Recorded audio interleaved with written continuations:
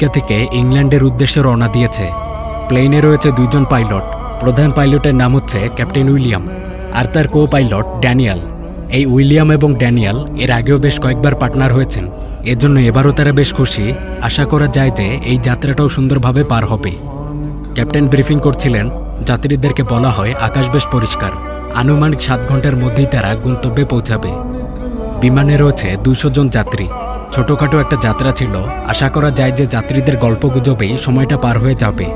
যাত্রীরা বেশ আনন্দিত, সাথে খুশি ফ্লাইটের এয়ার ক্রুরাও। মোট 5 জন এয়ার ক্রু রয়েছেন এখানে। সবকিছু ঠিকঠাকই চলছিল, কিন্তু হঠাৎ এই যাত্রার শুরুতেই সমস্যা দেখা দেয়। এই বিমানের সকল মেশিনারিগুলো ফ্লিকারিং করতে শুরু করে। সিগন্যাল পাওয়া যাচ্ছিল না, যোগাযোগ বারবার বিচ্ছিন্ন হয়। এটা দেখে তো পাইলটরা আতঙ্কে, কারণ এরকম তো হওয়ার কথা না, এটা শুভ লক্ষণ না। তবে কিছুক্ষণের মধ্যে এগুলো স্বাভাবিক হয়ে যায়, আর এর পরপরই গ্রাউন্ড কন্ট্রোলে যোগাযোগ করা হয়।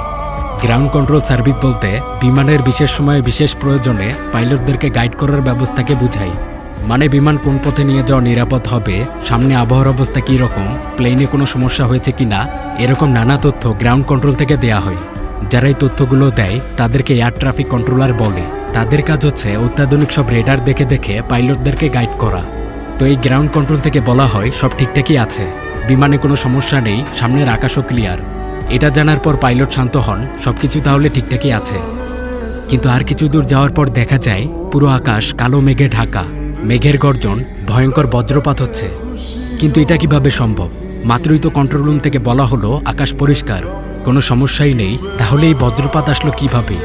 দ্রুত বেগে বাতাস বইছে, বিমানের ভারসাম্য ঠিক থাকে না। ক্যাপ্টেন আবার কন্ট্রোল রুমে নক দেয়, কিন্তু সেখানে সংযোগ হচ্ছিল না।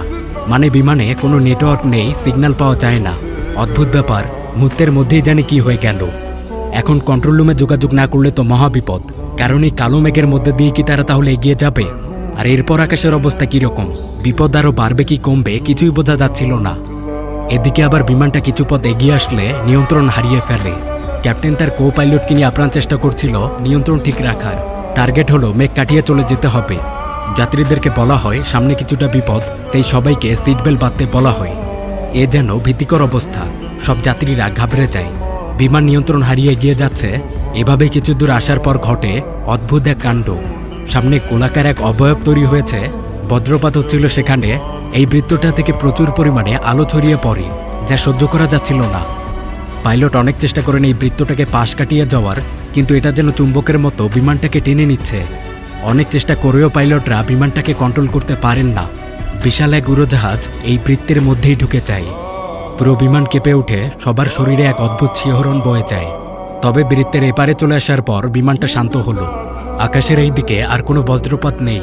তবে এখানে আরও বড় একটা অদ্ভুত ব্যাপার। তারা মাত্রই বিকালের দিকে রওনা দিল। বিকাল 5টা হবে, কিন্তু এখানে আকাশে রাত। মানে রাত হয়ে গেছে, গভীর রাত। মাত্র 10 মিনিটের মধ্যেই দিন থেকে রাত হয়ে গেল, এটা কিভাবে সম্ভব? বিমানে এখন আর কোনো নেটওয়ার্ক নেই। যাত্রীদের সহ প্লেনের কোনো ডিভাইসই নেটে সংযোগ হচ্ছে না, কোনো প্রকার যোগাযোগ করা যায় না। যার অর্থ হলো এই বিমানটা এখন পৃথিবী থেকে পুরোপুরি বিচ্ছিন্ন। তবে এই ফ্লাইটে রেডার কাজ করছিল। রেডারের মাধ্যমে বোঝা যায় আশেপাশে অন্য কোনো বিমান আছে কিনা, চলমান প্লেনটা কত উচ্চতায় রয়েছে, গতিপথ কোন দিকে, এই কিছু বিষয় জানা যায় রেডারে। তবে এখানে আবার আরেক অদ্ভুত ব্যাপার। বিমানের বেশিরভাগ অত্যাধুনিক ডিভাইসগুলো কাজ না করলেও এই রেডারটা ঠিক আছে। কো পাইলট ড্যানিয়েল তখন জানায় এই রেডারটা অনেক পুরনো। এই বিমানের সবকিছুই প্রতি বছর পরিবর্তন করা হয়, তবে এই রেডারটা বিগত 50 বছর থেকে এই বিমানেই রয়েছে, পরিবর্তন করা হয়নি। বিষয়গুলো বেশ অদ্ভুত। পাইলটরা কিছু বুঝতে পারছিল না, তারা শুধু ভাবে প্লেনে সমস্যা হয়েছে। তারা আশায় আছে কন্ট্রোল রুম থেকে হয়তো এইসব কিছু ঠিক করে দেওয়া হবে, তারপর আর কোনো সমস্যা থাকবে না। এদিকে যাত্রীদের বেসামাল অবস্থা। তখন পাইলটরা জানান আকাশ খারাপের জন্য এমন হয়েছে। এটা আসলে অস্বাভাবিক কিছু না, বারমুডা ট্রায়াঙ্গেল পার হওয়ার সময় এরকমই প্রায়ই হয়। এটা একটা মিথ্যা ছিল, তারা কোনো বারমুডা ট্রায়াঙ্গেল পার হয়নি। যাত্রীদেরকে শান্ত করার জন্য তারা এই মিথ্যাটা বলে। এরপর পাইলটরা এগিয়ে যায়। কিছুক্ষণ পর ক্যাপ্টেন লক্ষ্য করেন রেডারে তারা ব্যতীত অন্য কোনো বিমানের চিহ্নই নেই। মানে তাদের কাছাকাছি 50 মাইল পথ পর্যন্ত অন্য কোনো বিমান আর নেই। এরকম তো হওয়ার কথা না, আকাশের এত বড় পথ নিয়ে তারা শুধু একাই এখানে রয়েছে। রেডারের সিগন্যালগুলো অদ্ভুত, তেমন কিছুই বোঝা যায় না। আবার চারদিকের পরিবেশ দেখে মনে হয় এটা আমেরিকার কোনো পথই না। উইলিয়াম ভাবে তারা অজানা কোনো পথে এগিয়ে চলেছে। তখন তিনি সিদ্ধান্ত নেন প্লেনটা তিনি একটু নিচে নামিয়ে দেখবেন, তাহলে পরিবেশ দেখে হয়তো বোঝা যাবে তারা আসলে আছে কোথায়। কিন্তু এটা করার আগে তিনি একজন ক্রুকে কল দেন। তার নাম হচ্ছে ক্যামেরন। ক্যামেরনকে বলা হয় যাত্রীদেরকে শান্ত করে রাখতে। বিমান এখন একটু নিচে নেমে আবার উঠে যাবে, এতে একটু ঝাঁকির সৃষ্টি হতে পারে, এতে আবার তখন যাত্রীরা একটু ভয় পেতে পারে। ক্যাপ্টেন এরপর বিমানটাকে কিছুটা নিচে নিয়ে যান। এদিকে আবার নিচে নামার সাথে সাথেই দেখা যায় রেডারে 10-12টা প্লেন একসাথে চলে এসেছে। মানে তাহলে নিচের দিকে বেশ কিছু বিমান আছে। এতে ক্যাপ্টেন বেশ তৃপ্তি পান, কিন্তু কো পাইলট ড্যানিয়েল জানায় অদ্ভুত বিষয়। রেডারে যে প্লেনগুলো মাত্রই ধরা পড়ল, এগুলো সাধারণ কোনো যাত্রীবাহী বিমান নয়।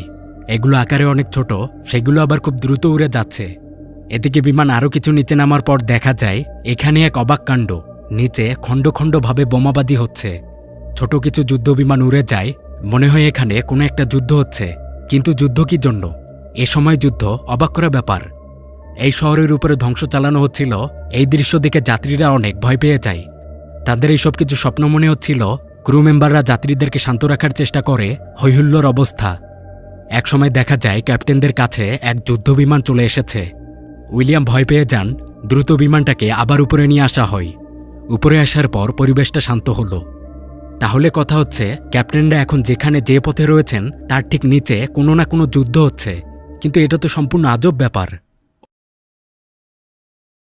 অন্যদিকে যাত্রীরা আতঙ্কিত। তারা ক্রুদের কাছে জানতে চায় নিচে আসলে হচ্ছেটা কি, আর তারা কোন পথে যাচ্ছে। ক্রুরা এখানে তেমন কিছুই বলতে পারে না, তারা শুধু একটু ধৈর্য ধরতে বলে। এদিকে ক্যাপ্টেন একাধিকবার চেষ্টা করছেন কন্ট্রোল রুমে যোগাযোগ করার জন্য, কিন্তু কোনোভাবেই যোগাযোগ হয় না। এখন এই অবস্থায় সবার আগে যেটা জানতে হবে এই বিমানটা আসলে আছে কোথায়। এভাবে অজানা পথে তো এগিয়ে যাওয়া যাবে না, তাদের ইংল্যান্ড পৌঁছাতে হবে। তখন ক্যাপ্টেন বলেন তারা কিছু দূর এগিয়ে যাওয়ার পর আবার এই বিমানটা নিচে নামাবে। কাছাকাছি কোনো এয়ারপোর্ট থাকলে সেখানে ল্যান্ড করা ছাড়া তো আর কোনো উপায় নেই। কিন্তু ড্যানিয়েল এমনটা করতে মানা করে। সে বলে নিচে মাত্র যে অবস্থা দেখা গেল, এই যুদ্ধ পরিবেশে নেমে যাওয়া ঠিক হবে না, বড় বিপদ হতে পারে। তখন ক্যাপ্টেন জানান এছাড়া তো আর কোনো উপায় নেই। এভাবে ভেসে থাকলে কয়েক ঘন্টার মধ্যেই সব জ্বালানি শেষ হয়ে যাবে, তখন তো বিমানের আরও বড় বিপদ। অন্যদিকে বিমানের এই যাত্রীদের মধ্যে দুইজন ছিলেন ইতিহাসের প্রভাষক, ডেল এবং বেনেট। তারা নিচের এই পরিবেশ দেখে অবাক হন। তারা ইতিহাস সম্পর্কে ভালো জানেন। তারা এসব দিকে ধারণা করে নেন এটা বিশ্বযুদ্ধের সময়। নিচে যে যুদ্ধটা হচ্ছে এটা দ্বিতীয় বিশ্বযুদ্ধ। তারা দ্রুত বিমানের ককপিটে এগিয়ে আসেন। পাইলটকে সব জানাতে হবে, কিন্তু ক্রুরা তাদেরকে আসতে বারণ করছিল। বেনেট তখন চিৎকার করে সবকিছু খুলে বলে যে নিচে বিশ্বযুদ্ধ চলছে, আর মাত্র যে যুদ্ধ বিমানটা পাশ দিয়ে উড়ে গেল এটা জার্মানির বিশেষ যুদ্ধ বিমান, যা 1945 সালের পর থেকে আর কখনো বানানো হয়নি। এই বিমানগুলো চালাতো হিটলারের নাৎসি বাহিনী। এগুলো শুনে ক্যাপ্টেন উইলিয়াম অনেক রেগে যান। এগুলো তার রাজগুবি মনে হয়। বেনেটদেরকে চলে যেতে বলা হচ্ছিল, কিন্তু তারা বারবার বলে যাচ্ছে তারা এখন বিশ্বযুদ্ধের সময়ে কোনো এক অদ্ভুত কারণে তারা টাইম ট্রাভেলই করেছে। বেনেট এ সময় দেখে বিমানের কোনো যন্ত্রে নেটওয়ার্ক নেই। তখন সে বুঝায় তার কথাই সত্য, কারণ অতীতে 1940 সালে চলে আসায় তখন তো আধুনিক যোগাযোগ ব্যবস্থা ছিল না। অত্যাধুনিক স্যাটেলাইটগুলো আবিষ্কারই হয়নি। এর থেকেও বড় কথা হলো নিচে মাত্র যে যুদ্ধটা দেখা যাচ্ছে এটার কথা ইতিহাসের পাতায় রয়েছে, এগুলোর চিত্র আছে। এই বিমান এখন রয়েছে জার্মানিতে। এসব শুনে ক্যাপ্টেন অনেক দ্বিধায় পড়ে যান। তিনি বলেন যদিও তার এইসব কিছু আজগুবি মনে হচ্ছে, কিন্তু এই সমস্যাটার সমাধান কি? তারা আবার তাদের অবস্থায় ফিরে যাবে কিভাবে? প্রভাষকরা বলে তারা আসলে জানে না যে এটার সমাধান কি। তবে তাদের ধারণা প্লেনটা যেহেতু এক বজ্রপাতের মাধ্যমে অতীতে এসেছে, তাই আবার যদি এরকম কোনো বজ্রপাত দেখা যায় তাহলে হয়তো সেখানে আবার টাইম লুপ তৈরি হবে। সেটা দিয়েই তারা আবার আগের অবস্থায় ফিরতে পারবে। এসব ক্যাপ্টেনের খুবই হাস্যকর মনে হচ্ছিল। তিনি আপাতত বেনেটদেরকে যেতে বলেন, আর তাদেরকে বলে দেওয়া হয় এই ব্যাপারগুলো যেন অন্য কোনো যাত্রীরা জানতে না পারে। এরপর ক্যাপ্টেনরা আবার বিমানটা কিছুটা নিচে নামায়। নিচে